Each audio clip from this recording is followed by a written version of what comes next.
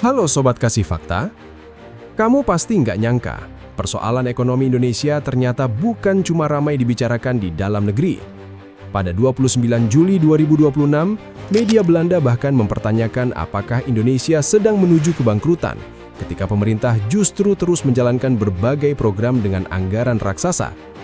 Pernah kepikiran nggak sih, apa yang terjadi ketika sorotan media asing bertemu dengan turunnya kepuasan masyarakat dan rencana demo besar Agustus? Apakah ini hanya kritik biasa atau tanda bahwa kepercayaan terhadap pemerintah sedang menghadapi ujian paling serius? Jawabannya ternyata melibatkan anggaran negara, korupsi, provokator, sampai bayang-bayang gejolak 1998.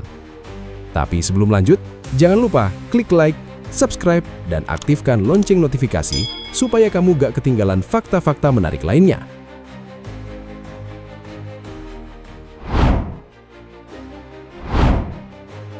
Pada 29 Juli 2026, perhatian terhadap Indonesia datang dari arah yang tidak biasa. Media Belanda, De Volkskrant, menerbitkan tulisan dengan judul yang langsung menimbulkan kegelisahan. Apakah Indonesia sedang menuju kebangkrutan? Kalimat pendukungnya bahkan lebih tajam. Krisis disebut mengancam, sementara Presiden Prabowo terus mengeluarkan uang seperti air. Tulisan tersebut bukan bukti bahwa Indonesia akan bangkrut. Namun, kemunculannya menunjukkan sesuatu yang lebih penting. Kebijakan ekonomi Indonesia kini mulai diperiksa dari luar negeri, bukan hanya dipuji karena kekayaan alam, jumlah penduduk, dan besarnya pasar. Pertanyaannya sederhana tetapi sulit dijawab. Apakah ambisi pemerintah masih seimbang dengan kemampuan negara membiayainya? Sejak 2025, pemerintah menjalankan berbagai program berskala besar. Makan bergizi gratis terus diperluas. Pembangunan jutaan rumah didorong. Koperasi Desa Merah Putih dibentuk. Hilirisasi industri dilanjutkan. Proyek infrastruktur tetap berjalan. Berbagai investasi strategis juga diarahkan melalui lembaga investasi negara. Semua program itu membawa janji besar. Lapangan kerja akan terbuka, desa akan bergerak, industri nasional akan tumbuh. Indonesia dijanjikan melangkah menuju negara maju. Namun, pada 29 Juli 2026, sorotan De Volkskrant justru mengarah pada sisi yang jarang dibahas dalam pidato resmi. Seluruh janji tersebut membutuhkan anggaran sangat besar. Disinilah pertanyaan mulai berubah menjadi penyelidikan. Dari mana uang itu berasal? Apakah penerimaan negara cukup kuat? Apakah pemerintah harus menambah utang? Apakah ada anggaran sektor lain yang dikurangi? Dan siapa yang memastikan dana tersebut tidak menghilang di antara rantai birokrasi yang panjang? Kecurigaan semakin kuat karena kecepatan pemerintah meluncurkan program baru tidak terlihat ketika negara membangun perangkat untuk mengejar kekayaan hasil korupsi. Sampai Agustus 2026, rancangan Undang-Undang Perampasan Aset belum disahkan. Komisi 3 Dewan Perwakilan Rakyat menyatakan pembahasannya terus berjalan dan ditargetkan selesai pada 2026. Namun, masyarakat telah mendengar janji serupa selama bertahun-tahun. Aturan itu penting karena dapat memperkuat kemampuan negara mengejar rumah, tanah, kendaraan, perusahaan, rekening, dan berbagai kekayaan yang diduga berasal dari tindak kejahatan. Keadaan ini melahirkan ironi. Negara membutuhkan uang untuk membiayai program besar, tetapi senjata hukum untuk merebut kembali kekayaan yang dicuri belum selesai dibuat. Pemerintah meminta masyarakat percaya bahwa setiap rupiah digunakan untuk masa depan bangsa. Pada saat yang sama, masyarakat masih melihat kasus korupsi, kekayaan pejabat yang dipertanyakan, ketimpangan hukum, dan aset hasil kejahatan yang sulit disentuh. Negara terlihat sangat cepat ketika mengeluarkan uang, tetapi tetap lambat ketika harus mengambilnya kembali. Sorotan dari media asing juga dapat mempengaruhi cara investor, lembaga keuangan, dan mitra dagang membaca Indonesia. Mereka tidak hanya menghitung potensi keuntungan, tetapi juga menilai ketahanan anggaran, kepastian kebijakan, dan kemampuan pemerintah menjaga kepercayaan publik. Ketika keraguan muncul, biaya pembiayaan dapat meningkat, dan keputusan investasi bisa ditunda.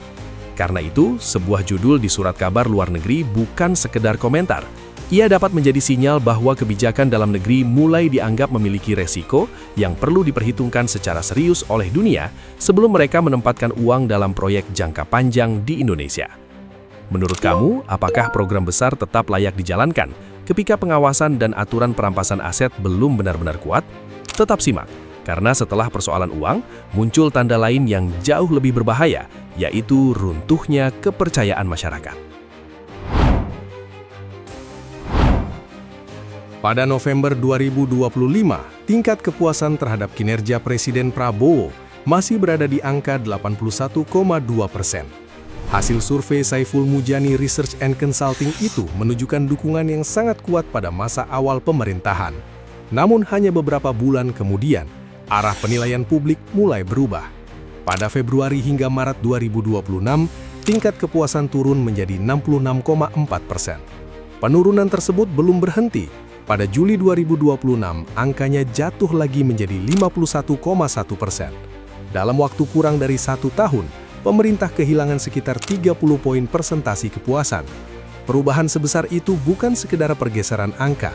Ia memperlihatkan bahwa cara masyarakat menilai pemerintah mulai menjadi lebih keras. Keadaan ekonomi ditempatkan sebagai salah satu alasan utama. Penilaian terhadap kondisi politik dan penegakan hukum juga ikut memburuk. Ketika dukungan masih tinggi, masyarakat cenderung memberi waktu kepada pemerintah untuk membuktikan janji. Kesalahan komunikasi dapat dianggap sebagai kekeliruan sementara. Program yang belum berhasil masih bisa diterima sebagai proses awal. Namun ketika kepuasan turun mendekati separuh responden, kesabaran publik ikut menipis. Pada Juli 2026, kebijakan besar tidak lagi otomatis dibaca sebagai keberhasilan. Pidato keras tidak selalu terdengar sebagai ketegasan. Penjelasan pejabat tidak langsung dianggap sebagai jawaban.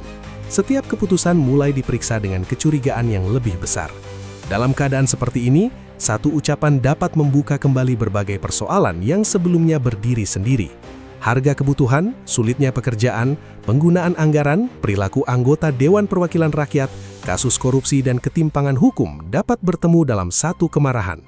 Menjelang rencana aksi pada Agustus 2026, Pandji Pragiwaksono menangkap bahaya tersebut. Ia mengatakan banyak orang sedang mengkhawatirkan apa yang akan terjadi. Pandji lalu menyampaikan peringatan kepada Prabowo, jangan kasih alasan untuk membuat aksi yang sudah direncanakan ini tambah parah lagi. Peringatan itu bukan hanya mengenai gaya bicara seorang presiden. Setiap ucapan kepala negara membawa wibawa seluruh pemerintahan. Ketika kritik dijawab dengan kemarahan, kelompok yang awalnya membawa tuntutan berbeda dapat menemukan alasan untuk berdiri bersama. Mahasiswa dapat bergerak karena persoalan demokrasi dan pendidikan. Buruh dapat turun karena upah, pemutusan hubungan kerja dan sulitnya memperoleh pekerjaan. Kelompok anti korupsi menuntut pengesahan rancangan undang-undang perampasan aset. Masyarakat kelas menengah mempertanyakan pajak, harga kebutuhan dan kualitas pelayanan. Pada awalnya kelompok tersebut tidak selalu memiliki tujuan yang sama. Namun satu keputusan yang dianggap tidak adil, satu ucapan yang merendahkan, atau satu tindakan aparat yang berlebihan dapat menghapus jarak di antara mereka. Inilah sebabnya isu demonstrasi Agustus 2026 tidak muncul dari ruang kosong. Bahan bakarnya telah terkumpul melalui tekanan ekonomi, penurunan kepercayaan, kekecewaan terhadap lembaga politik, dan tuntutan hukum yang tertahan. Pemerintah sebenarnya masih memiliki kesempatan untuk membalikkan keadaan. Namun kesempatan itu bergantung pada tindakan yang dapat dirasakan, bukan sekedar janji baru. Semakin lama persoalan dibiarkan, semakin mudah kekecewaan kecil berubah menjadi keyakinan bahwa pemerintah tidak memahami kehidupan masyarakat sehari-hari secara langsung lagi. Ancaman terbesar bagi pemerintah bukan banyaknya kritik. Bahaya sebenarnya muncul ketika masyarakat tidak lagi percaya bahwa kritik akan didengar melalui jalur biasa. Pada titik itu, jalanan mulai dianggap sebagai tempat terakhir untuk menunjukkan tekanan. Menurut kamu, apakah penurunan kepuasan ini masih dapat dipulihkan melalui perubahan nyata, atau justru menjadi tanda bahwa kesabaran masyarakat hampir habis? Tetap simak, karena tekanan berikutnya tidak hanya datang dari massa yang membawa tuntutan, tetapi juga dari orang-orang yang dapat mengubah demonstrasi menjadi kekacauan. Menjelang aksi yang disebut akan berlangsung pada Agustus 2026, ancaman tidak hanya datang dari ketegangan antara masyarakat dan pemerintah. Bahaya lain dapat muncul dari dalam kerumunan, melalui orang-orang yang sengaja datang bukan untuk menyampaikan tuntutan, tetapi untuk menciptakan kekacauan. Pada Agustus 2026, Gemma Goyardi menyinggung kabar mengenai demonstrasi besar yang disebut menyerupai gejolak 1998. Ia membuka pesannya dengan peringatan kepada orang yang mungkin ditawari bayaran untuk membuat kerusuhan. Pesan itu menyentuh bagian paling rapuh dari setiap gerakan massa. Ribuan peserta dapat turun dengan tuntutan yang jelas. Mahasiswa membawa isu demokrasi. Buruh menuntut pekerjaan dan upah. Kelompok anti korupsi mendesak pengesahan rancangan undang-undang perampasan aset. Namun, tindakan beberapa perusuh dapat menghapus seluruh pesan tersebut hanya dalam hitungan menit. Ketika halte dibakar, kamera akan mengarah kepada api. Ketika kendaraan umum dihancurkan, pemberitaan akan membahas kerusakan. Ketika pusat perbelanjaan dijarah, tuntutan mengenai ekonomi, hukum, dan korupsi akan tenggelam di balik gambar bentrokan.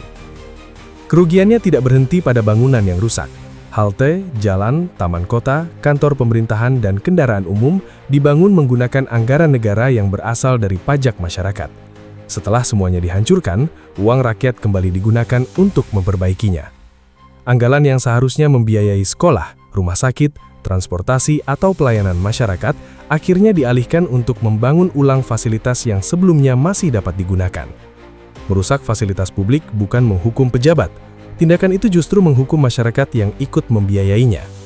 Kerusuhan juga memberikan keuntungan bagi pihak yang ingin menenggelamkan isi demonstrasi.